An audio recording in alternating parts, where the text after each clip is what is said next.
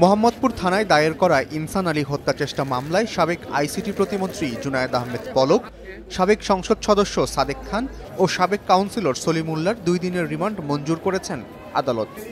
এর আগে সকাল 9:30টায় ঢাকার চিফ মেট্রোপলিটন ম্যাজিস্ট্রেট CMM আদালতে হাজির করা হয় জুনায়েদ আহমেদ পলক, ঢাকা উত্তর সিটি কর্পোরেশনের সাবেক মেয়র আতিকুল ইসলাম, সাবেক সংসদ সদস্য সাদেক খান, পুলিশের সাবেক মহাপরিদর্শক IGP চৌধুরী আবদুল্লাহ আল মামুন, সাবেক অতিরিক্ত উপমহাপরিদর্শক মশিউর রহমান সহ অনেককেই। মোহাম্মদপুর থানার ইনসান আলী হত্যা চেষ্টা মামলায় জুনায়েদ আহমেদ পলক, সাদেক খান ও সলিমুল্লাহকে 5 দিন রিমান্ডে নিয়ে জিজ্ঞাসাবাদ করার আবেদন করে পুলিশ। তবে পলকের আইনজীবী ফারজানা ইয়াসমিন আদালতের কাছে জানতে চান তার মক্কেলকে আর কতদিন রিমান্ডে নেওয়া হবে। আমরা কোর্টকে বলেছি যে আমাদেরকে আর কতদিন রিমান্ডে নেওয়া হবে। ইতিমধ্যে আমাদের আসামি জুনায়েদ আহমেদ পলক তাকে 58 দিন রিমান্ডে মঞ্জুর করা হয় এবং আমরা কোর্টকে বলেছি তাকে এর মধ্যে 34 দিন রিমান্ডে নেওয়া হয়েছে এবং সেখান থেকে কোনো ধরনের অতিরিক্ত তথ্যপত্র কোনো কিছু সংগ্রহ করা সম্ভব হয়নি এবং এখনো পর্যন্ত 20 দিন রিমান্ড পেন্ডিং আছে। সেই ক্ষেত্রে তাকে পুনরায় আবার একটি রিমান্ডের যদি মঞ্জুর করা হয়, এখান থেকে আসলে কি আসবে, রিমান্ডের মূল উপাদান কি এবং কেন প্রয়োজন।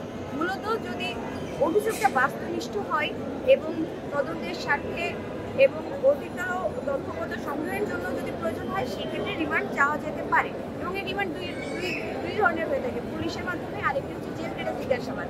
আমরা বিজ্ঞ আদালতে বলেছিলাম যে তাকে ইতিপূর্বে একাধিকবার রিমান্ডে নেওয়া হচ্ছে এবং সেখান থেকে কোনো ধরনের তথ্যপত্র আসে নাই এবং কোনো ধরনের সম্ভাবনাও নেই এবং তাকে একাধিকবার যে বারবার রিমান্ডে নেওয়া হচ্ছে, এই কারণে তার শারীরিক এবং মানসিকভাবে তিনি ক্ষতিগ্রস্ত হচ্ছেন। জুনায়েদ আহমেদ পলকের আইনজীবীর এই বক্তব্যের তীব্র বিরোধিতা করেন ঢাকা মহানগর দায়রা জজ আদালতের প্রধান পাবলিক প্রসিকিউটর।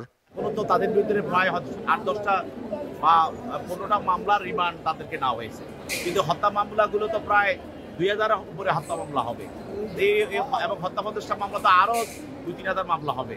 তাহলে এই প্রত্যেকটা মামলায় তাদেরকে রিমান্ডে যেতে হবে। তার কারণ আমি যেটা বললাম প্রথমেই যে ক্রিমিনাল কনস্পিরেসির সাথে তারা জড়িত, অপরাধগুলো তো ষড়যন্ত্রতা জড়িত।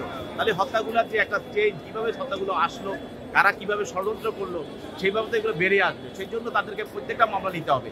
এই জন্য বললাম যে এত ধৈর্য হারাবেন না, রিমান্ড আপনাকে আরও যেতে হবে, কারণ ওই মামলাগুলো তো রয়ে গেছে, এগুলো তো আপনার যেতে হবে। পিপি ওমর ফারুক ফারুকী আদালতে বলেন, বারবার আসামি পক্ষ থেকে বলা হয় মামলার এজাহারে সুনির্দিষ্ট অভিযোগ নেই, কিন্তু বাস্তবতা হচ্ছে এজাহারে যাই থাকুক, তদন্তকারী কর্মকর্তার দায়িত্ব হচ্ছে নিবিড়ভাবে তদন্ত করে ঘটনার রহস্য উদ্ঘাটন করা। তবে উভয় পক্ষের শুনানি নিয়ে আদালত জুনায়েদ আহমেদ পলক, সাদেক খান ও সাবেক কাউন্সিলর সলিমুল্লাহর 2 দিনের রিমান্ড মঞ্জুর করেছেন।